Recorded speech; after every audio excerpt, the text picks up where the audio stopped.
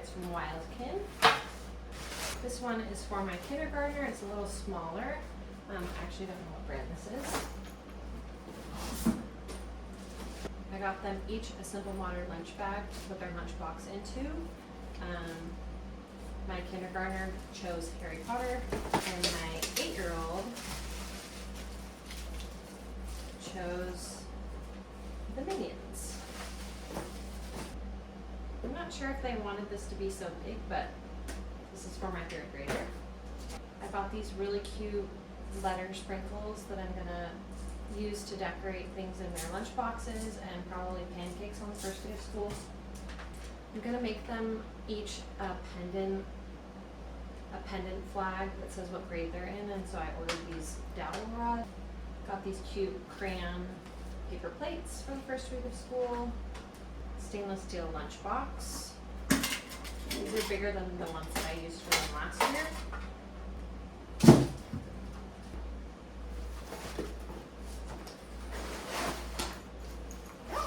I'm also going to go ahead and label everything before the first day of school. So I have these great stickers with their names on them, called bunny badges that you can personalize on Amazon. I'm sure you can get them other places, but they have really fun colors. I'm going to put them all over everything. We have a ton of leftovers from last year, and they lasted all year. They stick really, really well. These are one of my favorite items.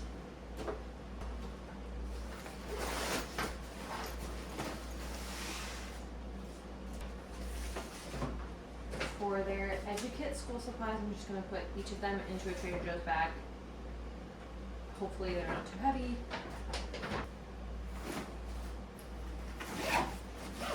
That for my 3rd grader. Coming to Costco on a Friday is such a bad decision. It took me almost 30 minutes to get here. It took me 10 minutes to find parking. It's so busy here. It's so hot. It's so busy. But at least I can shop by myself. Hopefully I remembered my Costco card. I forgot my wallet. So that really sucks. See you in a couple days, Costco. Okay, we're back at Costco. It's 2 days later. There are less people here, but it still is a madhouse. We're here on a Sunday. It did take me less time to get here this time. Wish me luck.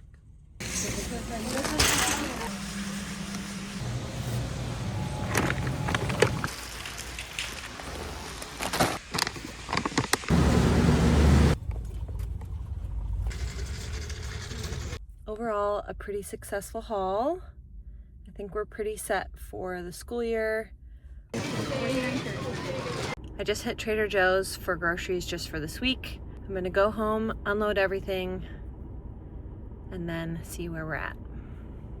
Okay, so my big, huge Costco haul was about $425. And I didn't get nearly as much, obviously, from Trader Joe's, but I still got quite a bit, and this was all $85.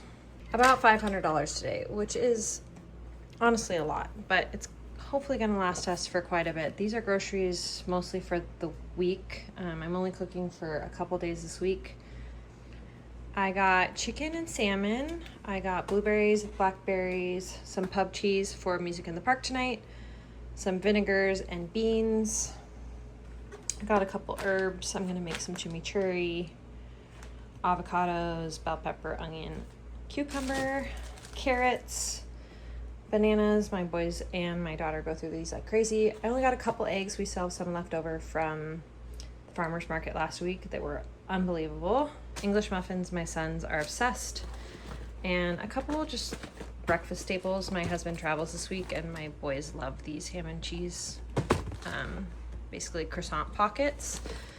So quick dinners for them this week. Let's get it all in the fridge.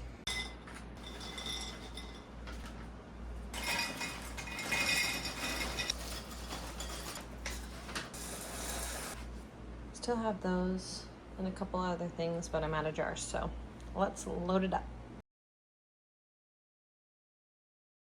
I got it all put away. It's very crammed. but it's all in there.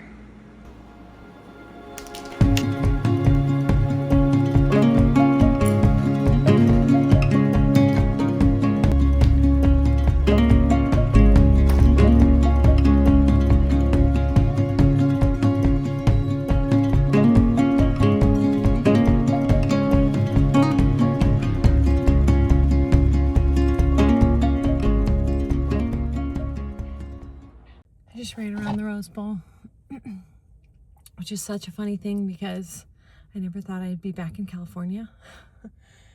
And it feels familiar, which I can't tell within me if that's a good thing or bad thing. We have been in ultimate family transition, family flux, basically since April. My dad had a pretty serious fall at the end of March, which sort of forced us to evaluate everything. And obviously at the time we were living in Utah, and both my husband's family and my family live in Southern California, which is where we used to live. And we never thought we'd be back in California. I think we always thought that Utah was going to be a stepping stone to the next thing. Not because we don't love California or we don't love our families. I love California. I love Pasadena. We just thought, okay, we've moved out. We're not going to ever be able to afford it. And I have had just this deep dream in my soul for probably 10 years that I want to travel with my kids. I want to travel, but also I just feel like what an incredible education. What an incredible education for our children to experience the rest of the world. So anyway, we never thought we were going to be able to afford to live back here, and it still sort of feels like maybe we can't afford to live here. Like I said, we've been in transition for so many months now. I feel like I've been living in fight or flight for more than just the last several months. Obviously I had a baby in November, so I've been postpartum and kind of right on the tails of when I was starting to feel better is when we decided to put our house on the market, and that went really fast. Our house sold super fast before the school year was over in Utah, and so we lived in an Airbnb for like a month, and then we did a really long road trip to California and moved into an apartment, which moving is the worst, but moving like cross country and moving from a big house to a small apartment is not for the faint of heart. So anyway, we've been moving, and it feels like we've either been moving or traveling this whole summer. And yeah, the boys are finishing their first full week of school today, and I don't know, I'm hoping that the dust is going to settle just a little bit so that we can get our bearings and build some routine and figure out what the heck we're going to do next. Because although it's been really super wonderful being here, it's been very, very taxing.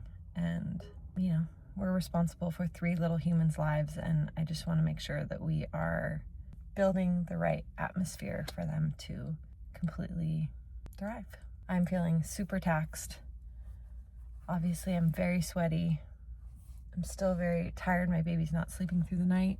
And I feel like I'm fighting between needing so much rest and just like, or having a good cry, or yeah, I don't know.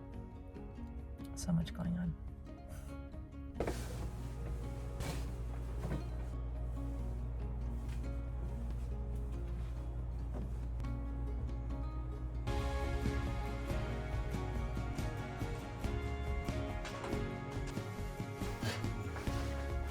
There's so many emotions wrapped up in beginning a new school year in a new state, new town, new home for all of us. The positive thing about it all being new is that we get to make it into whatever we want it to be. I'm really glad you're here. I think it's going to be a good year.